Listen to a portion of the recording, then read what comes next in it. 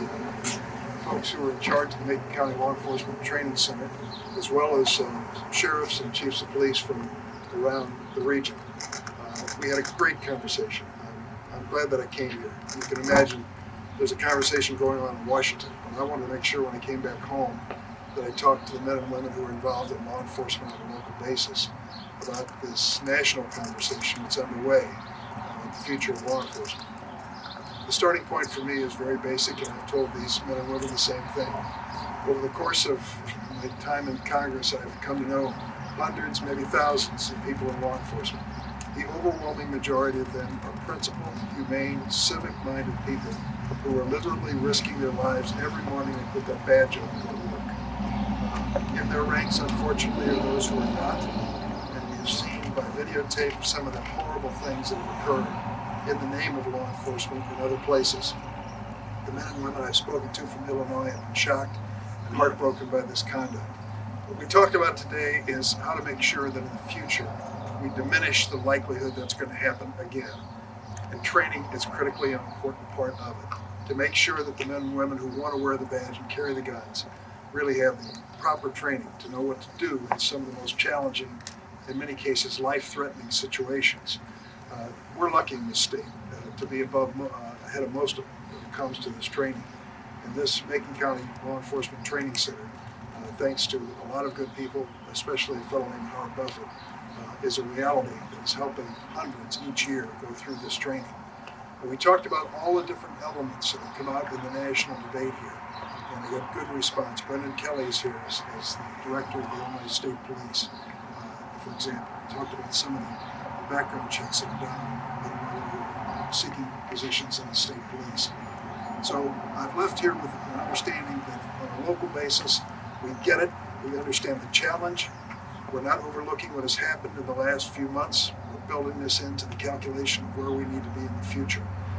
And I'm happy to see that such a professional operation is this close to home when we come back. First visit today was St. Mary's Hospital, and the HSHS chain of hospitals. I think there's some 8 of them across the state.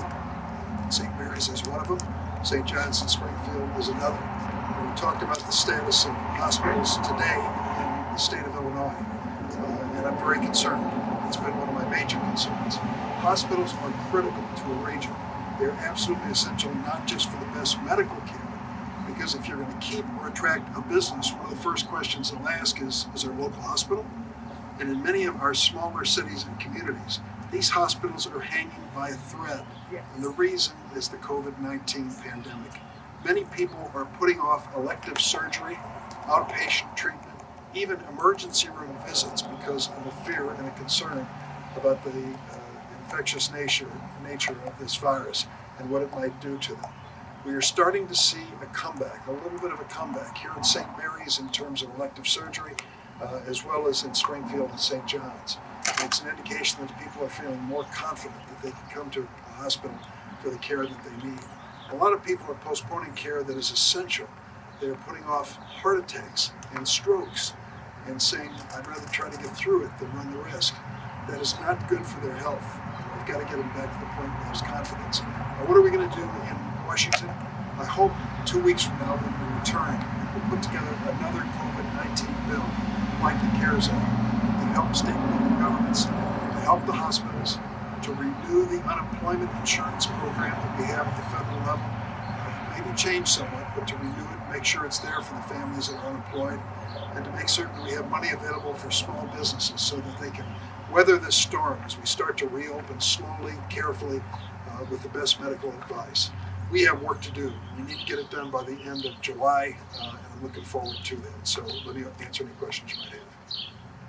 In 2 weeks, you'll be returning, of course. Is there any chance of the Justice and Policing Act? I don't know.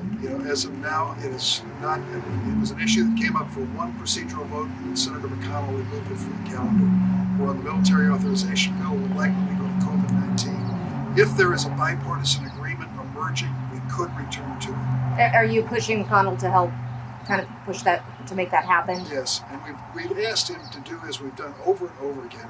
Start with a bipartisan group of senators, and many of us, and I'm one of them, want to sit down at a table with Republican senators and come up with a compromise that's meaningful, that really really meets the moment of challenge that we face in this country. There are people who are demanding, as they should. We do everything we can to remove racism from law enforcement. They don't want to grow up in the shadow of racism. They don't want to raise their children in that shadow. And we need to listen to that and do something that's meaningful in terms of giving them more hope for the future. Were there any particular issues with the GOP bill that you found? I mean, I know it's been said it was too soft and never even. Was there anything that? There were some parts of it that were good, and I told Senator Scott as much, the senator from South Carolina. But there were many areas that were not addressed. When I talked to him about how we might find some common ground, it was very encouraging. I really felt that given enough time, we could sit down and make some progress on these issues. But the initial bill that was being offered to us was unacceptable. Every major civil rights and human rights group in the United States opposed it. I think it was a starting of a conversation, but it was a tough bill to build. Police immunity, Senator, did you get much reaction on changing that today from the officers you spoke to? Yes, there's a lot of concern about whether policemen are going to end up personally, civilly liable for misconduct. I want to make it clear that we are not out to secure or take away the home of any policeman guilty of misconduct, or the car or truck or whatever it happens to be. But there has to be a reasonable way for those families of people who are victims of misconduct to recover in a civil action. We've got to strike a balance here, not let it go overboard, but to make sure these families can recover. Were you able to convince them of that today? Well, there's some difference here, let's be honest. These men and women have life experiences and a lot of advice to give me, and I need it, about how things actually work in this world. But at least the conversation's up. What's the next step, do you think, sir? I mean, is there a chance of a compromise emerging on this? Well, I hope so. And I think this is a rare moment in our history when we've seen a virtually spontaneous reaction around our nation. And it isn't just in Chicago, New York, Los Angeles. I mean, we have had demonstrations in Springfield. I attended one in Jerseyville. And it struck me that the hundreds of people, in some cases thousands of people who are showing up, are doing it the right way. They're exercising their constitutional rights in the proper manner without destroying property or getting into verbal or physical confrontation with others. They're calling on us, the so-called grown-ups in American politics, to do something. And I think we have that responsibility. One final question. Can you say who was in the meeting with you today, sir? Almost everybody you see here and more. We had a large group. I know you were observing a class. Was this recruits or was this? No, I was able to see one of the training areas, Okay. but most of it was a direct conversation. Okay. Did you get a chance to see the bullet? The what? The training center, Yeah, did he you? saw he did. Yeah, he Yes. did. He saw it there. Yes. And what was your time on the obstacle course? I still have to do 21 push-ups for the meeting. Anybody else want to make a comment? You're welcome to. If I could, we've got a bumblebee. I do, if one of the representatives from law enforcement would like to speak, I do have a question. I know as a whole, the police unions currently are opposing the bill as it is. I imagine this is probably a step forward to try to kind of find some compromise and get that education on that side. I know you can't speak for the unions necessarily since you are with your departments, but if anybody'd like to comment on that. Well, let me just say at the outset, yes, there are differences of opinion on this bill between political parties, between unions and those who are in management and law enforcement. And we're not going to produce a bill if we ever do. I hope it's soon we do. It's going to please everyone. We have to move forward. I mean, this is an historic challenge. What happened on the curbside in Minneapolis in 8 minutes, 46 seconds went viral across the United States and around the world.